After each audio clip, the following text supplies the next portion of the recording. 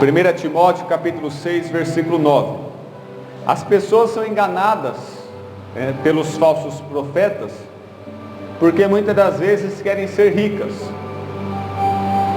As pessoas são enganadas pelos falsos líderes, porque muitas das vezes eles têm interesses, interesses pecaminosos, segundo as intenções.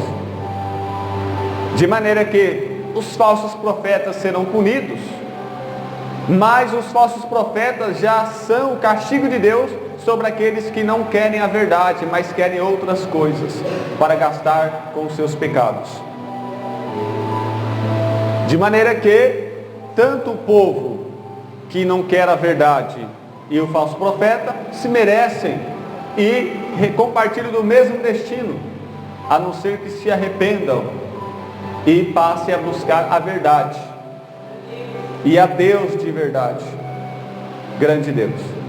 O que nós estamos vendo no dia de hoje, tantas pessoas enganadas, iludidas, sendo exploradas e abusadas por teólogos da prosperidade,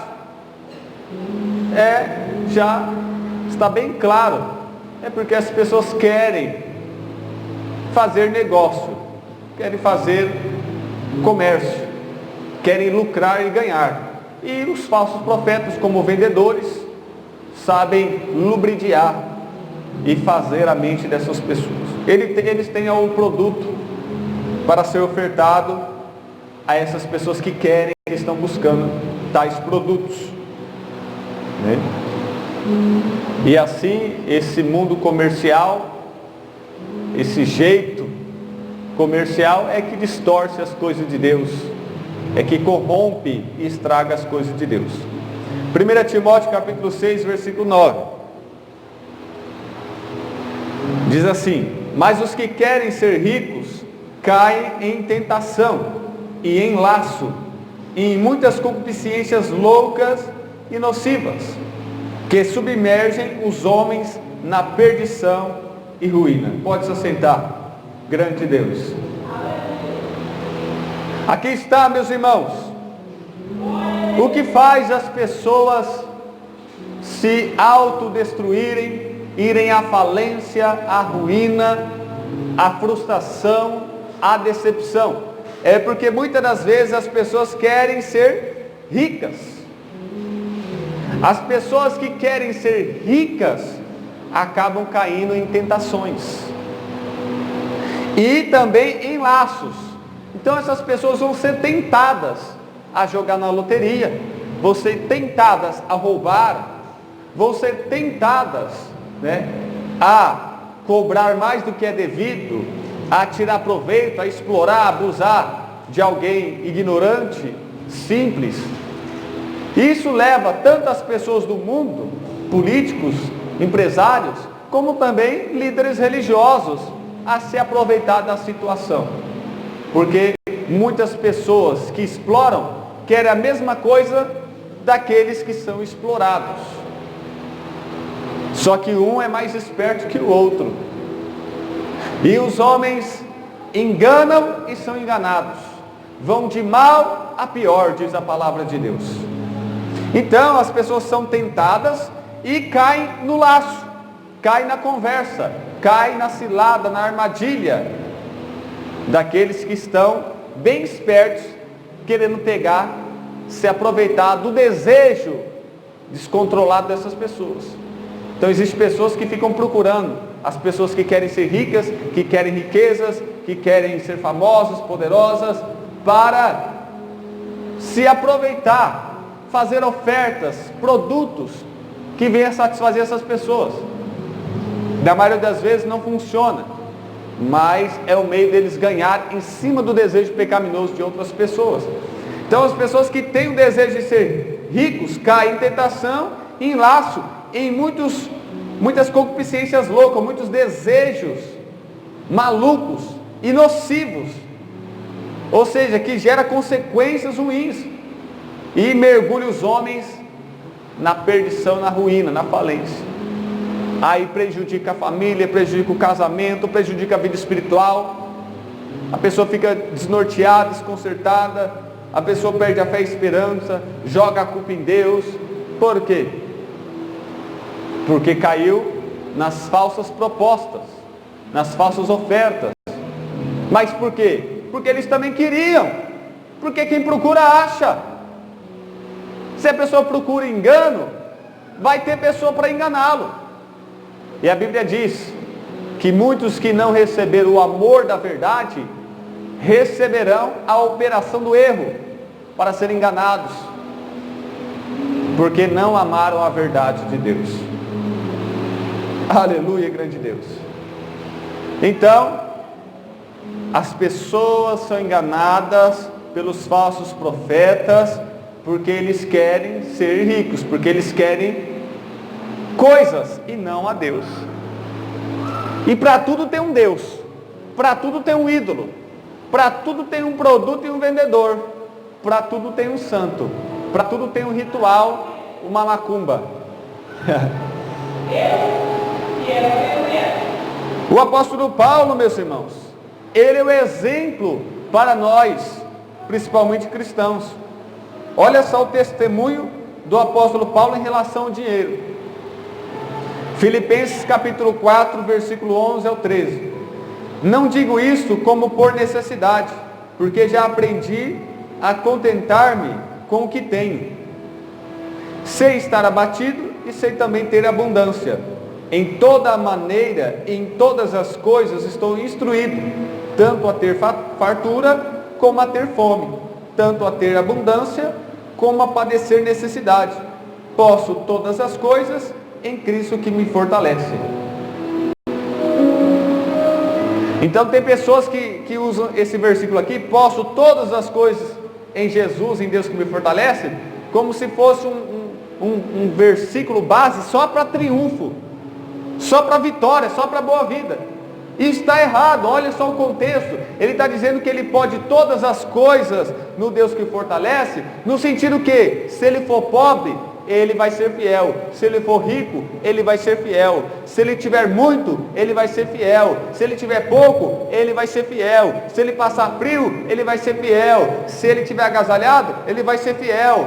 Se ele estiver, com casa, ele vai ser fiel. Se ele não tiver onde morar, ele vai ser fiel. Ou seja, em todas as situações, em todas as maneiras, não importa a vida que eu tenha, eu estou instruído a amar a Deus do mesmo jeito, a ser fiel a Deus do mesmo jeito, não importa a circunstância.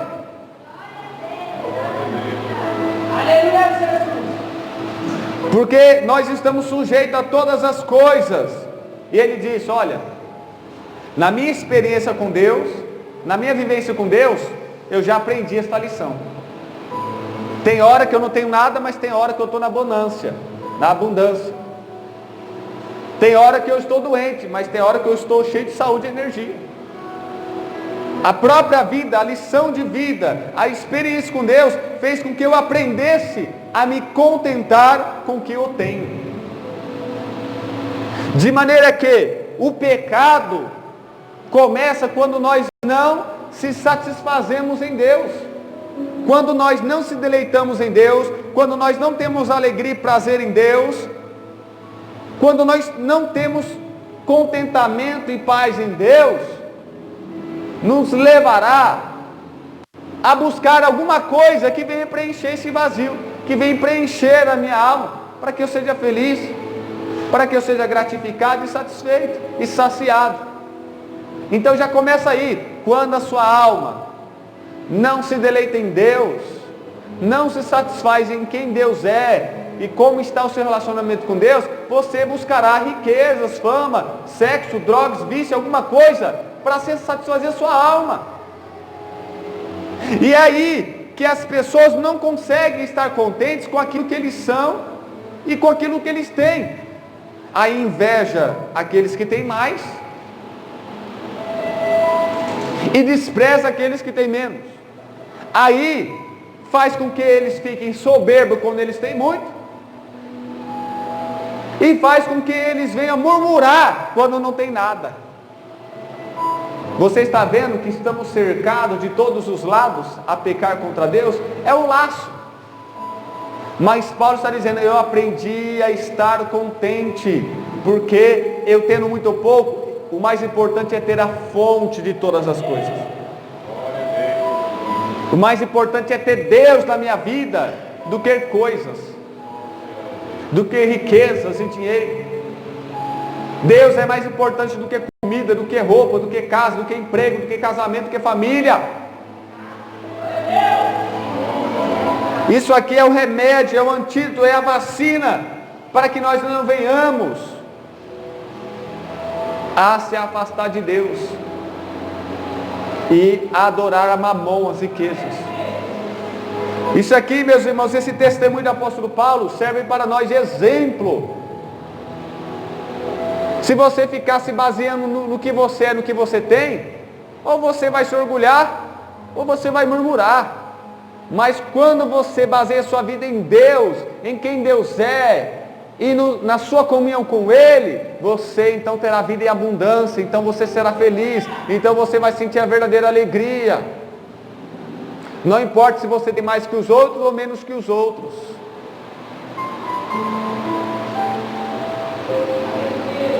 Jesus, Ele nos adverte, Ele já nos alerta. A riqueza, meus irmãos, é uma grande ameaça. Só que o dinheiro é uma coisa boa, no padrão, na opinião humana. Então ninguém acha ruim ter dinheiro. Ninguém acha ruim buscar ganhar dinheiro. Uma enfermidade ninguém gosta.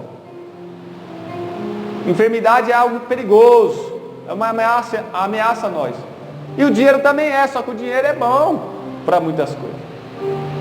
E aí é o que torna, né, a tentação maior, o risco maior de nós se esquecermos de Deus e pensarmos só em dinheiro, só em coisas, bens materiais, carro, casa, mansão, empresa, fazenda, essas coisas.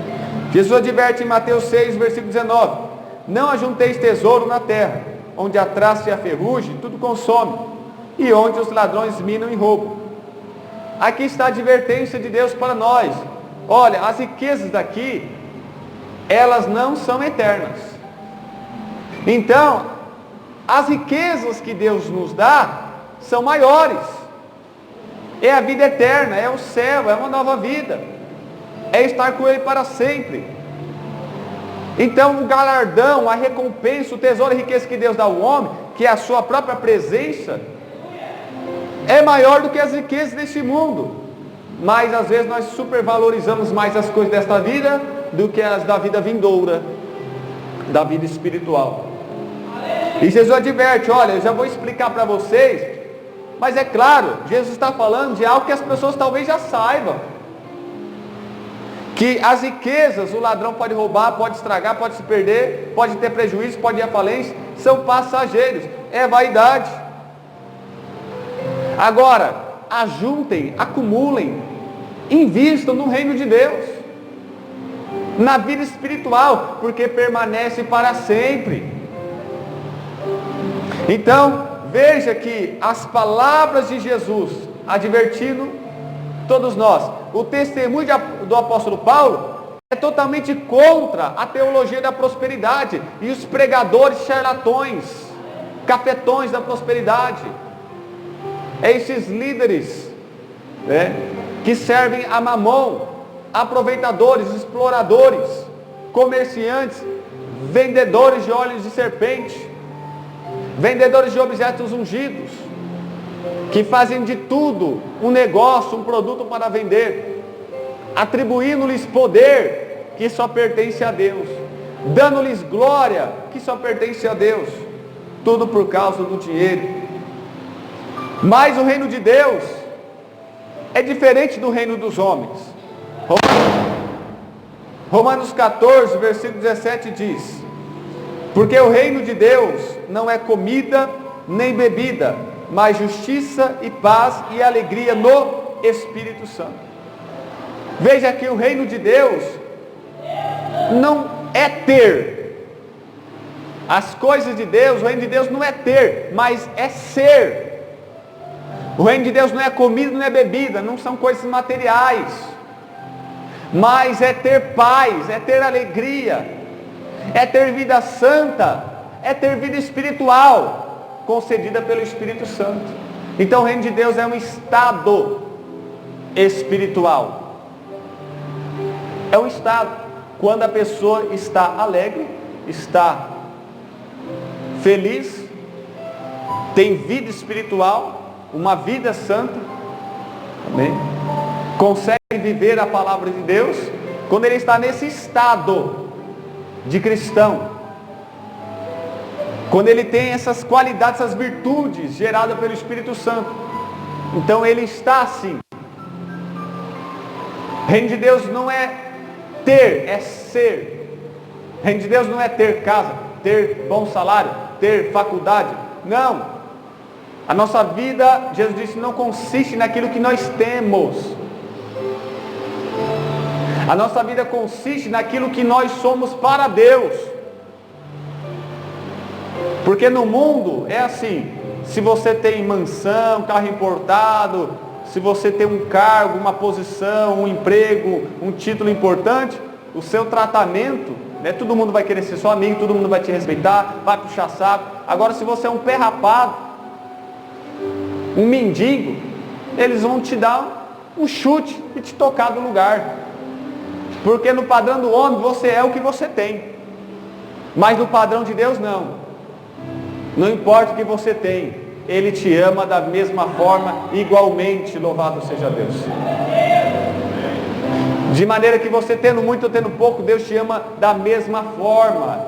E Satanás quis colocar dúvida no coração de Jesus, dizendo, Jesus, você está em jejum, aí há 40 dias aí no deserto, o Pai nem te ama, nem cuida de você, nem te deu comida ainda, que Deus é esse? Então, se vira você mesmo, transforma as pedras em pães. Não importa você estando bem ou estando mal, Deus te ama, porque o amor de Deus, o relacionamento com Deus não está baseado no que você tem, mas no que você é. Aleluia, grande Deus. E é por isso que nós temos valor diante de Deus, porque Ele é que nos criou, Ele que nos deu a vida, e isso basta para Deus. Você não tendo um carro na garagem ou não, grande Deus. Muitas campanhas mostram que a igreja está servindo, na maioria das vezes, não é a Jesus, mas é a Mamon. Mateus capítulo 6, versículo 24. Ninguém pode servir a dois senhores, porque ou há de odiar um e amar o outro, ou se dedicará a um e desprezará o outro. Não podeis servir a Deus e a Mamon. E é claro que aqui tem um sentido pejorativo, um sentido religioso, porque a palavra mamon significa riqueza. Mas por que se fala mamon? Porque mamon é o Deus da riqueza. Então, com toda certeza, o texto aqui não se refere aos ímpios, que buscam mais o dinheiro e nem crê que Deus existe. Está falando aqui do próprio povo de Deus, que busca as riquezas mais do que a Deus. E aí se dá o nome, o título para as riquezas de Mamon, um ídolo servido e adorado, tanto na sua vida lá fora, como dentro da religião. Então você vê que muitos cultos, muitas campanhas revelam que as igrejas, as pessoas estão buscando não a Jesus, mas a Mamon. Estão adorando não a Jesus, mas a Mamon. Estão pedindo não por Jesus, mas por Mamon. E isso qualquer pessoa que esteja sóbrio, inteligente, que raciocina e pensa, verá isso claramente. Só aqueles que enganam a si mesmos ou são enganados.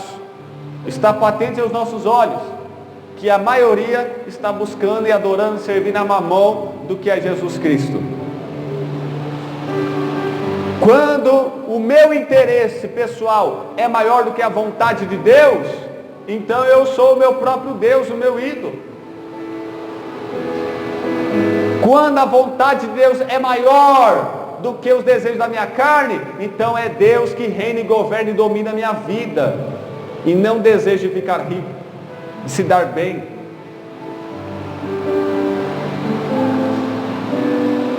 Uma característica dos ímpios é que eles só pensam em suas necessidades materiais.